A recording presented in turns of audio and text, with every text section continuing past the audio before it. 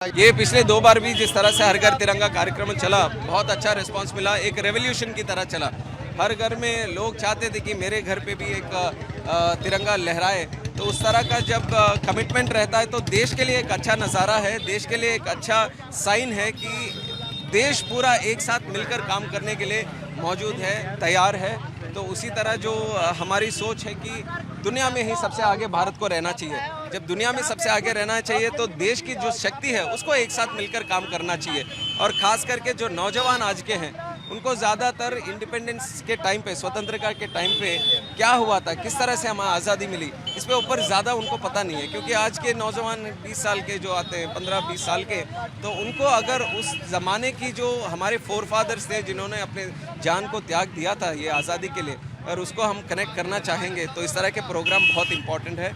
हमें ये देशभक्ति को जगाने की ज़रूरत है, देशभक्ति के साथ देश को जोड़ने की ज़रूरत है। तो उसके लिए हर घर तिरंगा बहुत अच्छी तरह से ये काम करता है। और उसी तरह इस बार भी देखने को मिल रहा है कि पूरे देश में एक अच्छा सा एक माहौल खड़ा हुआ है। और आज जिस तरह से हज़ारों झंडे आज यहाँ पे देखते हैं तो मन में इस तरह से एक भाव पैदा होता है। तो देखिए, देश में अगर करोड़ों झंडे ऐसे आ गए तो किस तरह से ये एक प्रधानमंत्री जी का अपील का असर भी पड़ता है।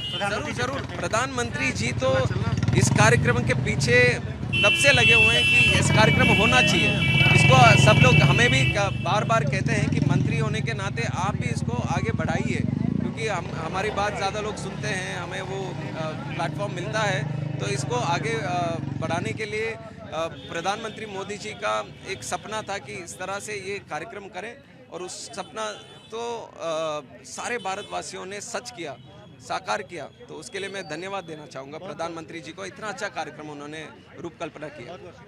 तो ये थे राम मोहन नायडू साहब, तमाम मुद्दों पर चर्चा की और साफ तौर पर कहा कि जब तिरंगा इतने हाथों में लहराता है तो देशभक्ति की जो भावना है वो जागृत होती है। और युवाओं को निश्चित रूप से ज़रूरत है कि ऐसी चीज़ें बताई जाए कि किस तरह से बलिदानियों ने बलिदान दिया, किस तरह से देश स्वतंत्र हुआ। और अब यात्रा का समापन यहाँ से कर दिया गया है मेजर ध्यानचंद स्टेडियम में।